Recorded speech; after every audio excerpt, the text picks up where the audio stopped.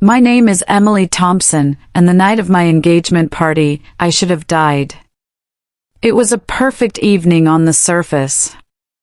String lights glowing, champagne glasses clinking, my fiancé Daniel smiling at my side. My mother, Margaret, had planned everything to perfection.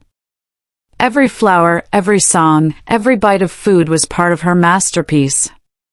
But perfection has a price.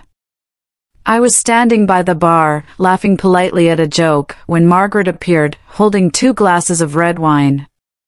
For the bride-to-be, she beamed, pressing one into my hand. The moment I lifted it, I knew something was wrong. The scent wasn't spoiled. It was sharp, chemical, like medicine. My stomach twisted. And then, without thinking, I saw my sister Sophie reach for her glass, and I switched them. Ladies first, I joked, smiling as if nothing were wrong. 30 minutes later, Sophie collapsed. That moment cracked my world wide open. It wasn't just the wine. It was years of control, manipulation, and quiet betrayals I had ignored. That night, I realized Margaret hadn't just planned a party. She had nearly planned the end of me. And for the first time, I was ready to push back. The morning of the party, I already felt on edge. Margaret had been up since dawn, orchestrating every tiny detail, checking the floral arrangements, fussing over the seating chart, instructing the caterers like a general preparing for battle. I watched from the staircase, holding my coffee, wondering how a woman who could control so much still managed to make me feel so small. When Daniel, my fiancé, arrived, he kissed me on the cheek and whispered, "Deep breaths, Em. It's just a party." But he didn't know Margaret like I did. The guests started arriving around 6. The house was glowing, filled with soft candlelight, the scent of lilacs drifting through the air. There was laughter, clinking glasses, and polite chatter about honeymoons and dress fittings. But I felt like I was walking through a play, every scene directed by my mother. My best friend, Raina, had called that morning to say she couldn't come. Something about an emergency. But in my gut, I knew. Margaret. Then came the moment. I was deep in conversation with Daniel's aunt about wedding cakes when Margaret appeared behind me, balancing 2 glasses of red wine. For the bride-to-be, she cooed. I took one, feeling the smooth stem in my hand, and raised it toward my nose. That's when I noticed it. It wasn't the smell of spoiled wine. It was faint, almost floral, but with a bitter chemical undertone that raised every hair on my body. For a heartbeat, I froze. Then Sophie, my sister, slid beside me, her face flushed with laughter. "Cheers, future Mrs. Carter," she giggled, reaching for my glass. Without thinking, I switched glasses with her, laughing like it was all part of the game. "Ladies first," I smiled. Sophie took a long sip. 30 minutes later, the room cracked open. I heard someone shout Sophie's name, chairs screeching across the floor, glasses tipping, the sharp panicked rise of voices. When I turned, I saw her stumbling near the bar, her face pale, her body folding like a puppet with cut strings. I ran, my heart hammering, and by the time I reached her, Margaret was already there, kneeling like the picture of a worried mother. "She probably didn't eat much today," Margaret offered calmly, dabbing Sophie's forehead with a napkin. But I saw it then, the flicker in Margaret's eyes, the tightness in her jaw. This wasn't shock, this wasn't fear, this was calculation. The ambulance came, Sophie was rushed to the hospital, and Margaret managed the crowd with flawless poise, assuring everyone it was just dehydration, maybe nerves. I went through the motions, thanking guests, hugging relatives, listening to Daniel reassure me that everything would be okay. But inside, something had cracked open. That night, I showered until my skin turned red, until the scent of wine had faded from my skin, but it lingered in my memory. I couldn't stop thinking about how easily I'd handed Sophie that glass, how naturally the lie had rolled off my tongue, how close I had come to disappearing under the weight of a single, careless sip. Lying in bed, staring at the ceiling, the questions came in waves. Why had Raina cancelled at the last minute? Why had Margaret insisted on planning every detail, inviting none of my friends, keeping the event tightly within the walls of her curated world? And most of all, what was in that glass? I didn't sleep that night, and when the sun came up, I knew I had to find out. The next morning, I drove to the hospital, my hands trembling on the steering wheel. Sophie was still unconscious when I arrived, pale against the white sheets, a faint beeping tracking her heartbeat. Daniel stood by the window, his face tight with worry. "She's stable," he said softly. "They're running tests, but they don't know what caused it." I nodded, barely hearing him. My eyes were locked on Sophie's face, the memory of that glass of wine like a siren in my head. I could still feel the weight of it in my hand, the bitter scent filling my lungs. When I stepped into the hallway, my phone buzzed. It was a text from Daniel. "We need to talk." We met at a coffee shop near the hospital. He looked exhausted, running a hand through his hair as I sat down. "There's something I need to tell you," he said quietly. "I should have told you before, but 3 days before the party, your mom asked to meet me." I stared at him. "Why?" She said it was about logistics. The guest list, the seating, the usual. But then, she offered me money. The words landed like a punch to the stomach. "She told me you deserve someone more stable." She even hinted at digging into my past, bringing up the lawsuit I settled years ago. She wanted me to walk away quietly. I sat frozen, my fingers curling into fists. "Why didn't you tell me?" "I didn't want to ruin the party. You were already under so much stress." I leaned back in my chair, breathing hard. It wasn't just about Sophie. Margaret had been laying the groundwork for months, maybe years, slowly isolating me, cutting away anyone who might stand in her way. That afternoon, I called the event venue. My voice shook as I asked about security footage. The manager promised to check. Meanwhile, I combed through old texts, old emails, realizing just how deep Margaret's influence went. I called Raina next. "Why did you cancel?" I asked, skipping the small talk. There was a pause. "Your mom called me," she admitted. "Said you were overwhelmed, that it was better if I gave you space." I didn't want to make things worse. I closed my eyes, the pieces clicking into place like an awful puzzle. Later that evening, I walked through my childhood home while Margaret was out. The house smelled the same, lavender and lemon polish, but the air felt heavier now, charged. In the bathroom cabinet, tucked behind vitamin bottles and face creams, I found them. 3 orange prescription bottles, all in Margaret's name, all from different pharmacies. Alprazolam, diazepam, cyclopram. My pulse thundered in my ears. When I stepped outside, the neighbor, Mr. Calhoun, waved me over. "I wasn't going to say anything," he murmured, "but I saw your mother the night of the party, out by the alley, wearing gloves, pouring something down the drain. It didn't look like wine." I thanked him, heart pounding, and hurried home. That night, an old name popped up on my phone. Gavin, my college boyfriend. We hadn't spoken in years. "I heard about Sophie," he said, "and I need you to know, back then when we broke up, it wasn't because I cheated. Your mother had someone follow me, took photos, twisted the truth. She even called my residency director, said I was unstable. I lost everything. the bottom fell out of my world.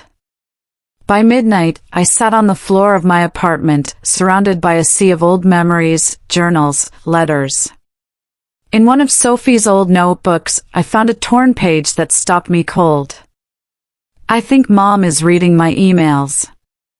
She always knows things I haven't told her. My hands shook as I closed the notebook. It wasn't just about Sophie, or the party, or even Daniel. This was a pattern. And now, for the first time, I was ready to break it. 2 days later, the venue manager called. "We pulled the security footage," he said. "There's something you should see." My heart pounded as I drove over, hands gripping the steering wheel so tightly they ached. In a small back office, the manager queued up the video. The footage was grainy, but clear enough. There she was, Margaret, calm, meticulous, placing 2 wine glasses on the counter. She reached into her purse, pulled out a tiny dropper bottle, and carefully squeezed liquid into one glass. She stirred it gently with a spoon, wiped the spoon clean, slipped the bottle back into her bag, checked her reflection in the microwave door, and smiled. I felt my stomach turn. The manager gave me a quiet look. "Do you want a copy of this?" I nodded. With the flash drive clutched in my hand, I drove straight to Raina's apartment. We watched the video together, the silence between us heavy. When it ended, Raina let out a shaky breath. "Emily, you were right." I barely slept that night. Instead, I dug deeper. Back at my parents' house, I searched the master bathroom while Margaret was out. I found the same 3 pill bottles, this time lined up neatly in the medicine cabinet. I took photos, hands trembling, then carefully placed everything back. As I left the house, Mr. Calhoun called me over again. "Emily, I wrote down what I saw that night, just in case." He handed me a folded piece of paper. His note was simple, but damning. "Saw Margaret in alley. Rubber gloves. Brown bottle. Poured liquid down drain. Lab background. Looked like chemical disposal." I thanked him and walked away, feeling the weight of the evidence pressing down on me. That night, my phone buzzed. Gavin. We met at a quiet coffee shop, the kind where nobody looks up from their laptops. "I almost didn't call you," Gavin admitted. But when I heard about Sophie, it all came flooding back. "Emily, your mom sabotaged us. She had someone take photos, told you lies, even threatened my career." I tried to explain, but every path back to you was cut off. She made sure of it. I felt a tightness in my chest. When I got home, Sophie was waiting on the couch, still pale from the hospital, a blanket around her shoulders. She gave me a long, searching look. "In college," she said softly, "there was someone I loved. Sophia. Mom found out, called her parents, threatened them. She pulled me out of school for therapy. She sat in on the sessions, Emily. She rewrote my life and called it love." My throat tightened. We sat side by side in the quiet apartment, the weight of years pressing down on us. I realized then, it wasn't just me. It had never been just me.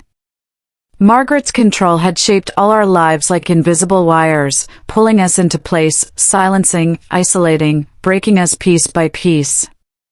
But now, we had names. We had faces. We had proof. And I was done staying quiet. I spent 2 sleepless nights preparing for what I knew had to happen.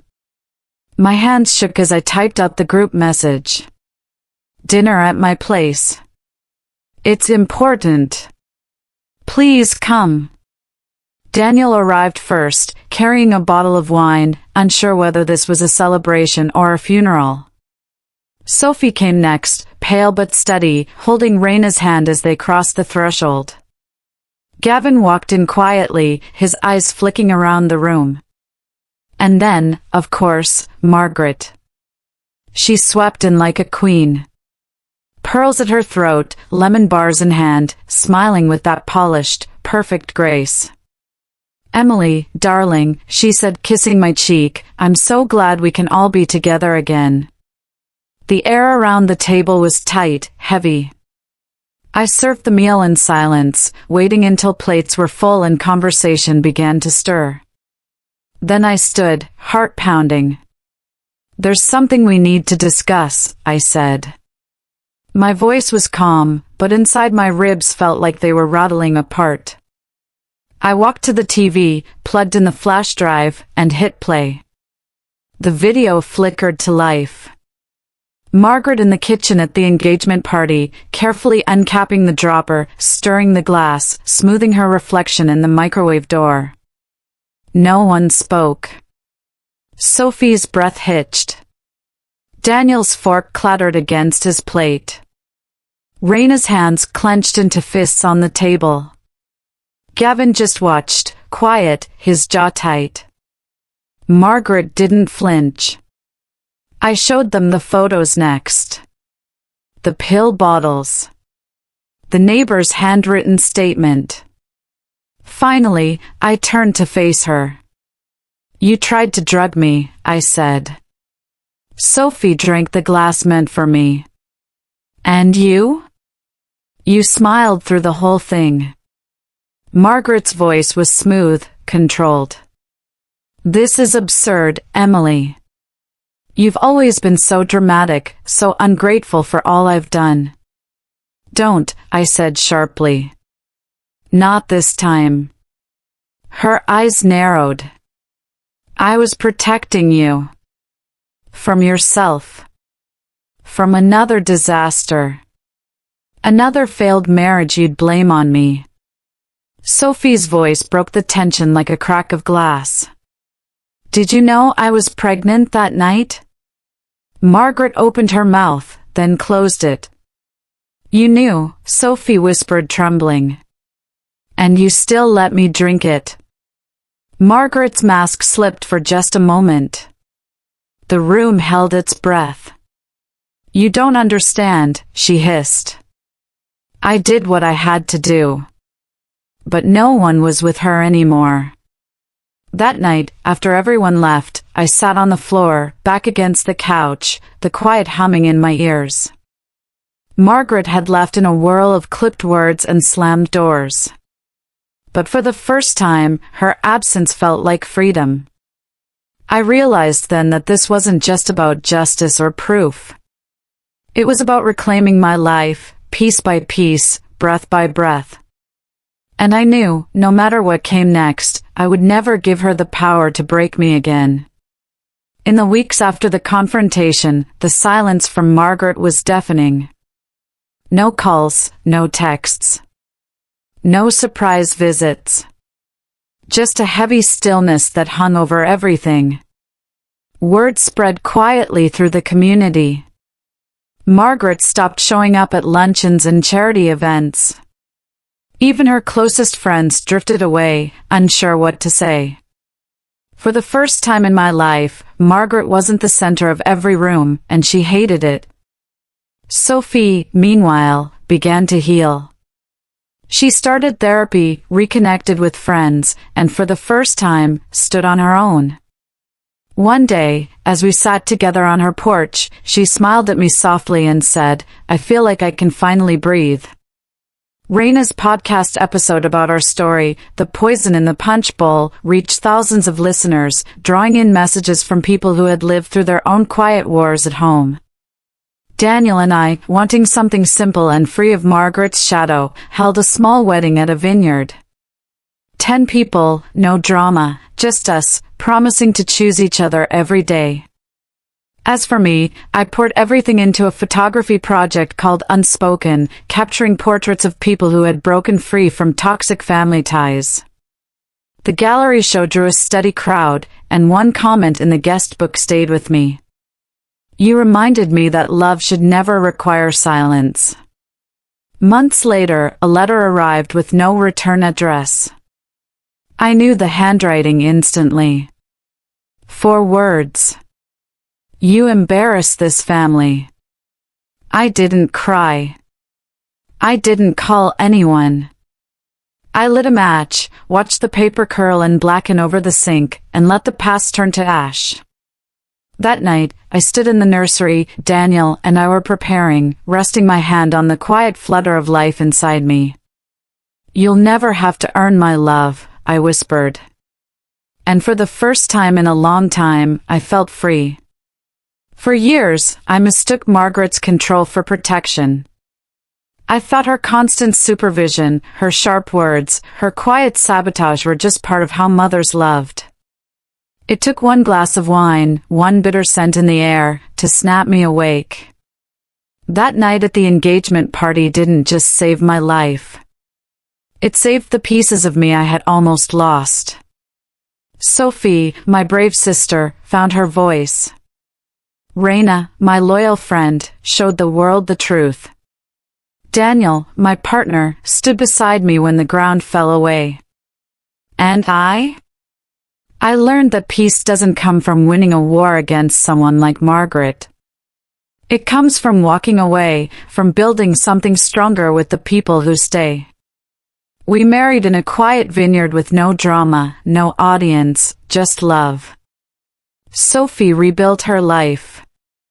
Raina gave others the courage to speak. And Margaret? She faded into the background, her silence louder than any apology she never gave. Sometimes I still wonder if she regrets it. But then I remind myself, it doesn't matter. Because at the end of it all, I chose to be free. As I stand now in the nursery, hand resting on my growing belly, I whisper a promise. You'll never have to prove yourself to be loved. And for me, wait, for all of us, that's enough.